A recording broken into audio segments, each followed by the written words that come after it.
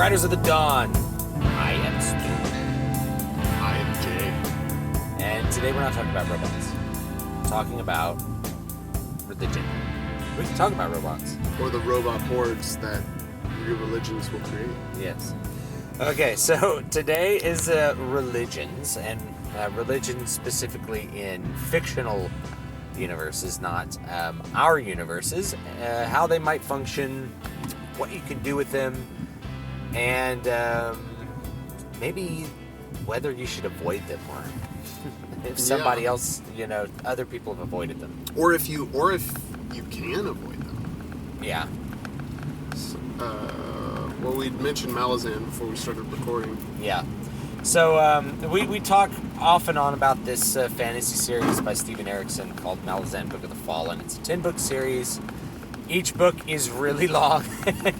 And it's a very, very epic storyline. If you're thinking, like, it's more epic than what most people would even consider epic fantasy. Like, rather than, it's like, oh, Lord of the Rings is epic fantasy, and all the events in that take place within, like, a couple of years. Like 2 years. Yeah. And Malazan hundreds of thousands of years. Malazan has 300,000 years of history written into the universe. and you sometimes you have narrative in that time. Yeah.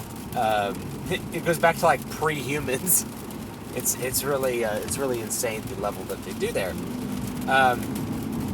But one of the biggest draws of that series, I think, is the religion. I mean, the religion's part of the magic system, but the religion has a constant, ongoing effect on virtually every character. There's no character that's not affected by the religion, and there's no character who is really a-religious that I can think of. Yeah. There are characters that are, take their rituals and rites more or less seriously because they're not like mages and stuff, but pretty much the religion kind of is the story in a sense. Yeah. Like the struggle between the gods is part of the story in a big way, I think. And really, you have neutral characters, but in the Malazan universe, there is no question, like, are there gods? Like, the gods are primary characters within the series. Yeah, so. The gods come down and do stuff, Yeah. One of the first scenes in the series is Shadow Throne coming down and, like, Shadow Throne and the rope come down, and the rope, like, possesses someone. You don't realize it until, like, books later that that's what happened. But it's like Shadow Throne comes down and, like, kills a bunch of people. Yeah. So, like, and he's a god, right? Find out more about him. Yeah. So Ascension and Godhood are integral to the series. So later you find out that there's kind of two actually warring religions, because you have the kind of Warrens of the Deck of Dragons, and then you have the Elder Warrens, which really gave birth to the Deck of Dragons, and there's this major conflict between the two, and different people use different Warrens in their magic, and you see factions form based on these two different religions, and of course there's more than two factions, really. There's so many. It's insane. And there's more than just those two, like, religious sets, because there's like the Boar cult, mm-hmm. There's the Tiger cult, there's like all these cults, right? So like there's war cults, there's dragon cults. Yeah, and the cults are like subsets of particular god factions, but they're not. Like, if you worship the Beast of Summer, and you're in this war cult, like, there's other things that you could do to worship that particular god, and it's really interesting how they form and how they argue, how the different factions argue with each other, and just the manifestation of that idea. I mean, we see it in the real world too. Similar factions warring with one another, and And it's Yeah. interesting to see that in a fantasy realm. And people are so aware of like the reality of gods in that series. It's like not a question. People Yeah. pray, people do this. No one's ever really doubtful that there are gods. Yeah, you can't be an atheist in Malazan. That wouldn't make any sense. Yeah. So that's a really, really good example for something that's very, very complex and overt, and I actually really appreciate that. I feel like different fantasy settings treat religion in different capacities. Yeah. The Warhammer universe had some pretty deep religious aspects. There was constantly like a jihad from multiple factions. Oddly enough, there's religion in, say, like the Warcraft universe, even though we're mostly talking about books and movies here. And that, though, is like each little race has its own little religion. Mm-hmm. And they all somehow are compatible with them. Yeah, they're okay with each other. But that's a lot like Dungeons and Dragons, because it's like who's your god? you have a priest, a human priest worships the light, whereas a dwarf priest worship. It's like you're drawing your power from different sources, achieving similar goals. Whereas in D&D, it's like if you're a cleric who worships. Can't even remember. Yeah, I can't remember the gods' names. And But, say you're a cleric who worships the god of justice. You're gonna have the EverQuest. You're gonna have different power than if you're a cleric who worships like the evil god. Yeah, in some cases you wouldn't be able to it's like you can't be a paladin and worship Khazad-dûl. Yeah. Like because that doesn't make any Khazad-dûl's lawful evil. There are no lawful evil paladins, right? So they're called Shadow Knights. They're just a different class. Yeah. Different entirely. What about Harry Potter? Yeah, Harry Potter's interesting because there's no overt religion in Harry Potter. There's magic. I would say it's anti-religious, actually, now that I'm thinking about it. And you'll notice if you read Harry Potter, it's like they have a Yule celebration. They do not have a Christmas celebration. Mm-hmm. Even though they're in England, they don't have a Christmas celebration. They have a Yule. Now, Yule is actually a pagan holiday, but they don't ever express it as a pagan holiday either. Right. So, why did she use Yule? She used Yule because it's a neutral term that wouldn't make somebody upset that they were reading about Christmas, because apparently special snowflakes get upset about every little thing. Yeah. And none of the characters pray. None of the characters go to church. The inside of a church is never seen in the Harry Potter series. It is like an atheist world. Well, and this is. But there's also ghosts and stuff. This is kind of what I was hitting on earlier. Is they treat magic like science, but they also treat magic like religion, because the magic explains the universe, but the universe never explains magic. You know what I mean? Yeah. Yeah, and I can see that because there's like some explanations of like death.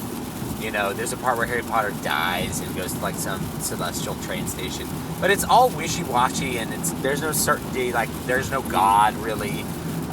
Like the magic has religious aspects, but there's no God, so it's really atheist. Yeah. And none of the characters ever acknowledge a God. None of the characters ever talk about their religion. But it seems like it'd be pretty obvious that virtually all of them would have some religious sentiment. And maybe because it's a book for... I think it's two things. It's a book for children. But other authors have never shied away from having their characters have their actual religion in a book for children. Mm-hmm. And it's also mass market in a way that a lot of people don't fully recognize, right? Yeah. There's multiracial characters in it in an English setting, which is, it's semi-accurate, but it's, it's one of those things. It's designed to be mass market, and so one of the things that you do when you create something that's intended for the popular audience is you avoid having things that alienate anyone. So you make it as general. It's not that you choose things that everyone understands. That's easy. Yeah. It's you avoid things that upset people. And religion, I think, is one of those things that can upset a lot of people. I remember reading these reviews of an author I know who wrote this book about kind of like the apocalypse, like the Christian apocalypse, but it has like vampires and werewolves and stuff in it, which sounds cool to me, right? Which, I mean, I like that kind of thing, but half the reviews were like 1-star reviews because they thought there was too much cussing and stuff in the book, and they were expecting a religious Left Behind style book, not a graphic horror novel. Because when I think apocalypse, you know what I think is like good Christian literature. Yeah. Well, and I the other thing why J.K. Rowling may have left religion out is because it also exists so Harry Potter's urban fantasy. It exists in the real world and this alternate world. So if you address one cultural belief above another, especially when you have these this diverse cast of characters, and you're trying to catch a wider audience, it makes things harder. Whereas in Malazan, it's not like you're talking about anyone's actual religion. You know, there's no one on Earth who worships Shadow Throne, right? Yeah, there's no one on Earth who worships Hood and Draconis. Yeah. Whereas, like, you know, you start talking about Christ or Muhammad or Buddha, like, suddenly you're bound to alienate someone.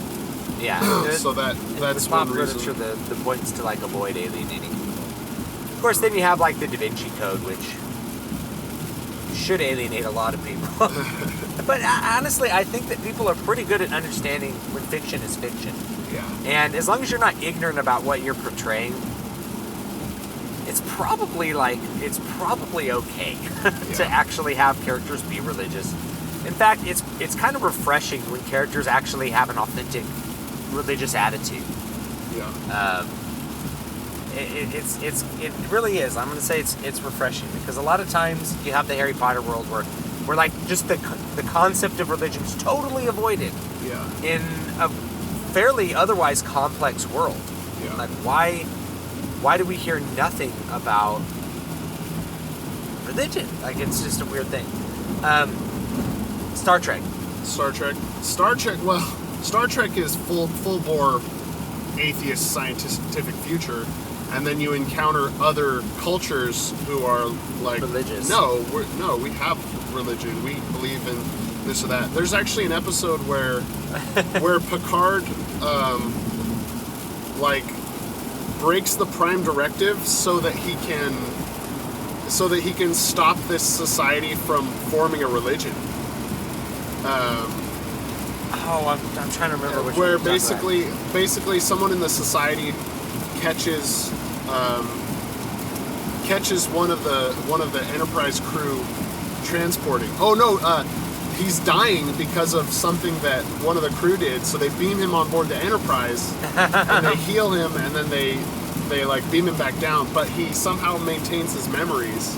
And then they form a cult around the starship or something. Yeah, and so they're like, the Picard, we don't want to anger the Picard! And like, Picard actually has to go down and be like, no, we're a race that is far beyond your technological means. And you'll get there eventually, and it's all cool. So they're Star Trek is very anti-theist. And that doesn't mean that there aren't religions. But there is definitely this push to like humanity doesn't need religion. And so like it was part of Gene Roddenberry's vision was like in the future people are atheists and they're better for it. Yeah. And I don't really agree with that, but that's part of his vision, and I respect that. It's this idea that science will transplant the need for religion. But I don't really think that'll be the case, personally. I do think, like, the Klingon religion is pretty interesting. Yeah. It's like, you know, what gods do you worship? And then Worf will be like, we killed our gods. It's like, dude, Klingons. Klingon. Well, and this is something that I think we see if you look back at you know, the now prehistoric European religions. When we talk about the Norse myth and the, you know, like some of the other Danish myths, where their religion actually helped explain their universe, and Christianity did this. Yeah, there's a myth about dragging the plow between Sweden and Denmark. Yeah, and there's also, like, you know, I think There's a myth about Bard talks about Mjolnir, Thor's hammer, being an explanation for gravity. So there's lots of things that are explanative within these old myths. And I think that's what people focus on. As far as the myths, are like, well, people had a religion because they didn't have science. It's like, I don't really think it's that way. Yeah, they kind of used their religion as a kind of a starting hypothesis. Yeah, but the religions are way more than that. It's like, oh, well, okay, this religion explains, like, how the sun was made. It's like, but the fact that the sun is overhead, like, they don't need a myth really for that, because it's there. It's just part of the religion's part of your daily exercise life, which also makes me think of Tolkien, because Tolkien, you could easily think that Lord of the Rings is a-religious, because you don't really see characters doing a lot of prayer, and when they do pray, they're praying to gods that are never really discussed. Mm-hmm. And there actually is a really complex, cool religion, sort of, that Tolkien builds up. But what he doesn't talk about is the practice of the religion. The religion, you know, the knowledge of the gods is just something that people have. Yeah. Because it's just part of their everyday life. So, in that sense, you don't need to detail them practicing their religion, because it's just kind of part of what they do. Yeah. You know. Yeah, and yeah, the story's not about the religion, which is something too. Another thing we ought to talk about is C.S. Lewis, I think. Yeah. And you can see, and I think in Tolkien too, you can see their philosophical beliefs really clearly in their work. Whether you're looking for allegory or not, the way that they formulate their worlds, you can see their worldview, and part of that is religion.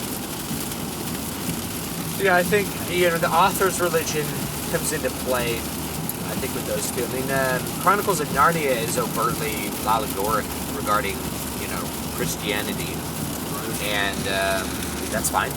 That's part of the whole thing. But even within Narnia, there's a religion of sorts, and people worship Aslan and whatever. So, and then of course the Calormenes have their own religion. And in the last book, the Calormenes are worshiping, like, this devil god, and he actually comes down and, like, comes into Narnia. I'm trying to remember his name. I don't remember his name right now. But it's an odd moment for C.S. Lewis that there's this other god. It's kind of like a vulture god. It's interesting. It's about Star Wars. Oh yeah, I mean the Force is the religion, right? Yeah. And in fact, it's like two warring sects of the same religion. Because you've got the Jedi, which they're like warrior monks. You know, they're warrior propagators of this religion. So in that sense, it's like the religion is also the statecraft. Yeah, and what's interesting, if you watch the first movie, there is this doubt as to whether the Force exists. So, like, one character says to Darth Vader, that ancient religion of yours hasn't found the rebel base or conjured up the stolen data tapes. And then Darth Vader then chokes him using the Force, and it's a really good cinematic moment because first of all you have the skeptic, and then you have the immediate answer to the skeptic in this world, which is that the Force is not just like a amorphous religion that has no effect on the world. It's like, I'm using the Force to kill you now, insolent worm. Yeah. Yeah, which is pretty cool. And you see something that I think is really important with, especially religious aspects in literature, is throughout the films there are these trials that Luke must go through in order to complete his training. And at the beginning of the first movie, Luke doesn't really know anything about the Force. Mm-hmm. And Obi-Wan has to say there's this thing called the Force and it's real. Yeah. And then, Luke has to go through a bunch of trials to understand. His better understanding of the Force, of the religion, in turn gives him more power. Yeah. Now, what's interesting is you go back to the prequels. Prequels, like, the Force is up in everybody's face because there's all these Jedis. It's not a question. It's so much more part of the culture. Yeah, it's a much bigger, upfront kind of thing. Like, there's not a lot of people who just like doubt that the Force exists because you see it witnessed so many times. Yeah, the Jedi Council is so it's like a mythic everywhere. age, and or there might be people, but they're they're going to be on backwaters and stuff. They're not going to see what stuff's really about. And somehow that decays by the time we get to the original trilogy into a lot of people are doubting because they haven't seen it in 20 years or whatever.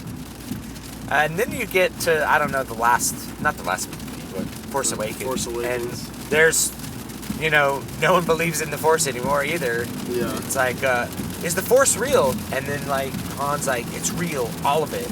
All real and stuff. Yeah. Well, then and I think that's one of the problems I had with The Force Awakens was it's real, it's all real, and then suddenly she's just like a Force master. Yeah. Whereas well, it's not just Luke that. It's like Luke had to take all of this time to understand. It's all real. It's like, but wasn't there this huge cosmic conflict involving the Force that pretty much everyone in the galaxy probably knew about with the destruction of the Empire and blowing up Death Stars and. And you'd think that the mythos of that would have gotten out a little more. Yeah. For some reason, Luke Skywalker is the last Jedi. Yeah. He's not the hero that this city needs. It's the hero this city deserves. Not a good one. Not a good one. No, Luke's fine, but he's not. He's very much like the watered down version of all the Jedis who came before him. Yeah, Luke is an everyman character. We talked about that before. I wrote a book. So I've written. All my books have religion in them. All my books have religion. So I wrote a book called Prophet of the God Seed, which is a sci-fi book.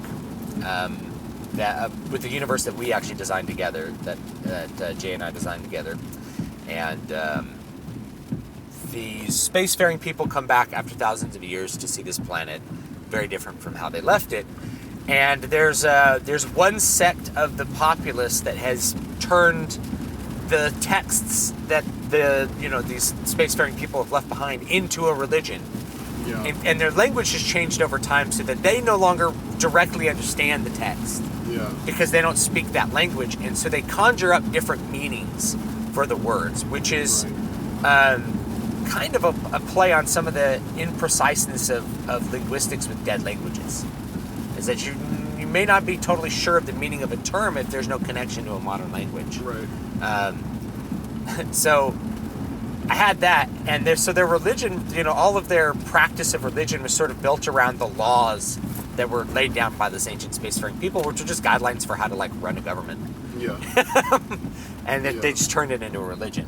I wrote another book, Muramasa Blood Drinker. The religion is Shinto, because that is the religion of Japan in the period that I wrote it in particular. And Shinto has practices and beliefs, but Shinto runs through the entire culture from beginning to end. There's nothing about Japan that isn't Shinto, and you, by definition, actually can't be Shinto really outside of Japan.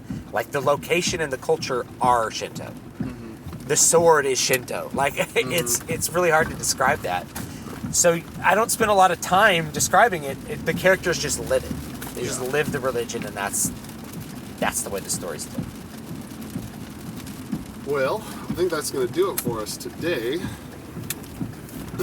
All right. So this rainy day. Yeah, hopefully the rain wasn't quite as bad as yesterday in terms of loudness. This has been Riders of the Dawn. This is Stu. You can find me at davidbstewart.com and bbspress.com. And you can find me at matthewjwellman.com. Email the show at stu@davidbstewart.com. And we'll see you guys next time.